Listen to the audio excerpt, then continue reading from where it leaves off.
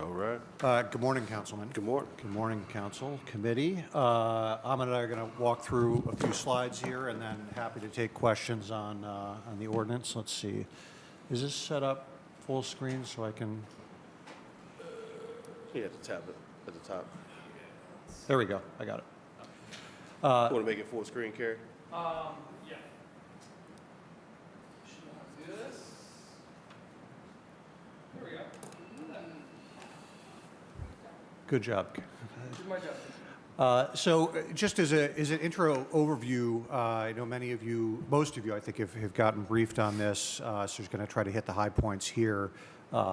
This is part of a broader economic development strategy, and I want to emphasize, as we think about all the ARPA money that we've been before you to spend, the site fund, our housing work, our commercial corridor work, the middle neighborhood work that this body passed, this is one piece of the broader strategy that is focused in particular on the downtown and the shore to Cordish Shore. And we know that we need big public infrastructure improvements to ensure that we can continue to strengthen the core of our city and the core of our region. We also want to make clear that as we talk about this TIF district, that existing taxing entities within the district will receive every penny from property taxes they get today. And this is not an abatement for those who are watching at home. The property owners will continue to pay their taxes. We also believe this is the kind of big investment that we need to help grow the pie, to reverse our course of declining population, declining jobs, declining tax base, to create more funding for other taxing entities. It's important to note here that nothing is coming out of the general fund. No general fund obligations are pledged. We are not raising taxes. And that the moment is right now to really leverage these TIF proceeds for state and federal funding. So TIFs, for those who may be at home, it's important to note two things. One, the property owner continues to pay the full amount of taxes. And the second is that the base value, the current taxes that are being paid, continue to be distributed to all the taxing jurisdictions. It's only the increase that is created by the investment that is made through the TIF that gets diverted for other purposes. Also, just to clarify how this is a little different from what we've done in the past. In the past, we've used what the state law calls 40.41 TIFs. These are TIFs which we use for a particular project. So if a office building, a developer wanted to build an office building in the city, they would come in and say, hey, we need a TIF because we have a gap in our project. The property is worth $1,000 today. When I build the office building, it's going to be worth $1 million. Give me a share of those increased taxes I'm going to pay to help make this. What is different here, rather than one particular project, we are capturing the property tax growth in a wide swath of downtown. Second, rather than using the funds just for one project, we are going to be able to use these funds for multiple projects and for only public infrastructure. So the nature of this statute for TIF district can only be used for public infrastructure. And third, we are enacting this as a remote TIF. So that enables us to be able to use the proceeds that are generated in the TIF district anywhere throughout the city. Just a couple of steps on how this works. First, we're going to establish the TIF district. That is the legislation that is in front of this body today. Second, we will come back to City Council to authorize use of the TIF revenues. And typically what we will do is come back and ask for approval to issue debt that will be secured by those TIF district revenues. So no debt will be secured by the general fund. The third, we will then take those proceeds and use that and other potential TIF revenues to fund a series of public improvements. And we'll talk in a minute about the nature of the public improvements here. We will, fourth, make sure that those are fully funded, those public improvements in the shore to Cordish Shore TIF district. And by doing that, we will then be able to bring private investment, value will increase. We will use the proceeds to pay the debt, and at some point we expect we will have excess TIF revenues as kind of cash flow after the debt service on the bonds, after the other expenditures that are needed to create that value for public improvement throughout the city. But we don't get to that step 5 into where we have excess revenues unless we have made the investment to drive the value, to drive the revenue within the district. The geography of the Shore to Core to Shore TIF district covers much of downtown. It stretches from the lakefront on the north to the inner belt to the east, to the river to the south, and a little bit into Ohio City. It is drawn this way to capture the property that is directly adjacent to the type of investments that we are anticipating making that will benefit the lakefront, the riverfront, and the core of downtown. The blue on this map are existing TIFs. These will not be impacted. They will continue on, and this accounts for about 18% of the assessed value in the city and about 3.5% of the assessed value for all of Cuyahoga County within this area. The vision for what we hope to do with these proceeds are to implement our vision for the Shore to Core to Shore area. On the lakefront, activating our lakefront, bringing in new development, creating 15 acres of public space, weaving the connection between downtown and the lake that we've talked about for 100 years in 5 or 6 different plans. Second, strengthening the riverfront, putting in the public infrastructure on the river to enable the Bedrock project that will bring millions of square feet of development and tax revenue and activate our riverfront. These are both the lake and river assets to our city and our region that are not fully recognized or appreciated or connected. You can't get to the river behind Tower City right now. You can't get to the lake very easily. And then third, strengthening the core of downtown. And so as we think through in a little more detail the nature of what that looks like, starting with the riverfront, this is the Bedrock master plan for the Cuyahoga River. It includes tremendous multimodal investments around transportation with RTA, 12 acres of public space, an accessible boardwalk on the river, 1.4 million square feet of new office, retail, and residential, mixed income residential, fixing the bulkheads on the river, and then the first phase of this project, the Cavaliers Clinic Performance Center.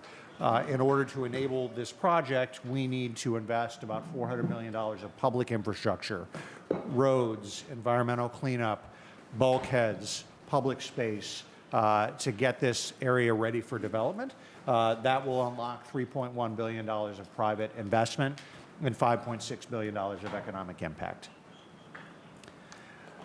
The lakefront, the other shore in the Shore to Core to Shore, includes the public space that we've been working with field operations to design north of the stadium, a multimodal hub that will connect Amtrak and RTA and enhance our multimodal connectivity at the lake, the land bridge, the changes to the shoreway, ultimately a substantial amount of office, retail, residential improvements on the lakefront.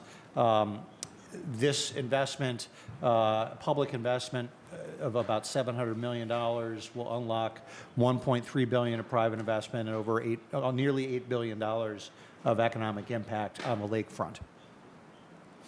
And finally, the core of downtown, investments in our streetscape, in our park network, in our multimodal transportation network, in lighting, in street trees, to strengthen the core of our downtown coming out of COVID.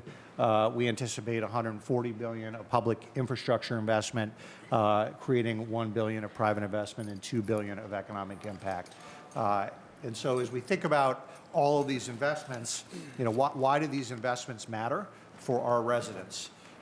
First, we are unlocking and creating additional 20 acres of incredible public space on our waterfronts, becoming a 2 waterfront city in our downtown. Second, we are creating new development and new jobs and new affordable housing opportunities for residents and people who want to move to the city.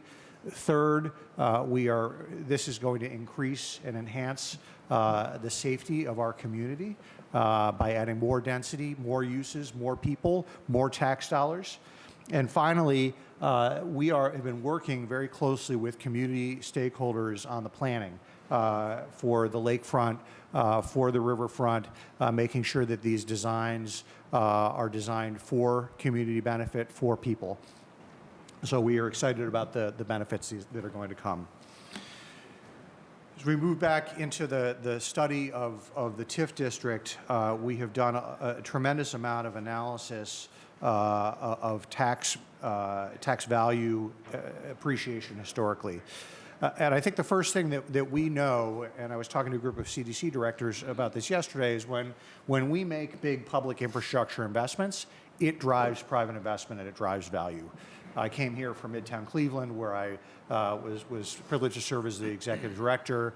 We leveraged the $200 million public investment in the Euclid Corridor to bring $500 million of private investment.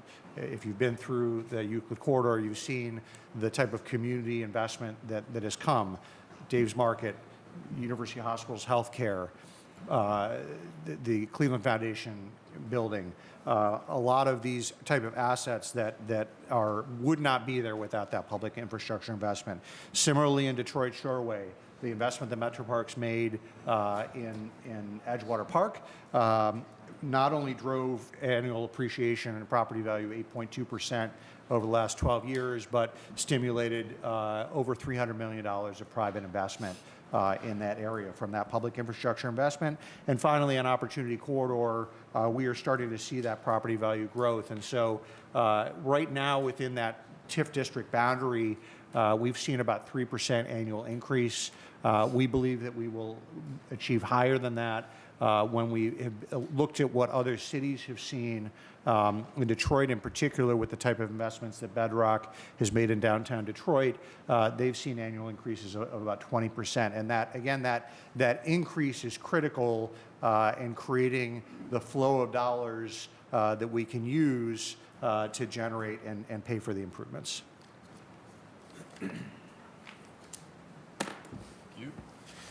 Good morning, everyone. I have the perhaps less exciting portion of the presentation talking about the financing and debt. So as Jeff noted, we, and as has been discussed before, we're looking at, for forecasting purposes, 3.5% to 5%, 5.5% annual growth rates in the assessed value within the district. And within those boundaries, we would anticipate that the TIF district would produce anywhere from $3.3 billion to $7.6 billion over 42 years. And then below, you see on the screen a table there that assumes a 3.5% growth rate each year. So being a little conservative in what we're projecting out, and with a bond issuance or a borrowing of some kind every 3 years to provide the cash needed to do the work, would allow us to borrow just under $560 million to complete or be used as a portion of the funds necessary to complete the work. And what's important is that what that $558 million actually means in terms of the revenue that would be produced by the TIF district, and we'll get to that in a subsequent slide. But one really important piece to keep in mind is that to ensure that any debt we would issue or the port would issue on our behalf is actually marketable to investors, then we would have to have a debt service coverage covenant of having 1.3 times the revenue needed to pay the debt service in a trust account, so that there's some safety in that investment, knowing that there's more money on hand than is actually needed to pay the principal and interest. So continuing that theme, a possible scenario using the 3.5% growth rate is that the district would produce in the 42 years the $3.385 billion. The $558 million of principal amount of debt would equate to about 1.95 billion of expense out of the TIF district when you factor in compounding interest each year and that coverage ratio to ensure that we always have 130% on hand of what is needed to pay the debt service. That would leave cash after debt service projected at about $1.4 billion. And I really want to emphasize that this is one of many, many possible realities that we could experience. And there's a list on the screen, I won't walk through each one, but of the various factors that could impact the actual way this works. So, obviously interest rates will impact how much the debt service costs, for example, and what happens with interest rates over the next several years will be really important. The construction time will be really important because as construction times extend out into the future, then the dollars that we're producing through the TIF district become more subject to the negative impacts of inflation as project costs increase. It also will be impacted by the basic success of what it is we're trying to do. So the first borrowing will be certainly the most difficult because there will be no history for this district. So as we put that together, that's going to be the most challenging one to sell to investors. But over time, if this works and if we see the kind of value appreciation within the district that we anticipate, then each subsequent issuance should get a little easier to sell because there will be that history. Investors will have that comfort. We, if it's going well, would hopefully be able to see a better interest rate on the issues that we do. But really, suffice to say that there are a lot of variables at play, and this is just one example of how it could work. This slide really just gives a little more detail. So just going back a slide, the chart here is really just sums of the production of the TIF district over the 42 years, the total cost of the debt, and then the cash available after debt. On this slide is giving a little more granular detail on what that could look like in 5-year increments. So, and this now contemplates the sequence of bond issuances that would happen to finance the projects, the value of the market value of the properties within the TIF district over time.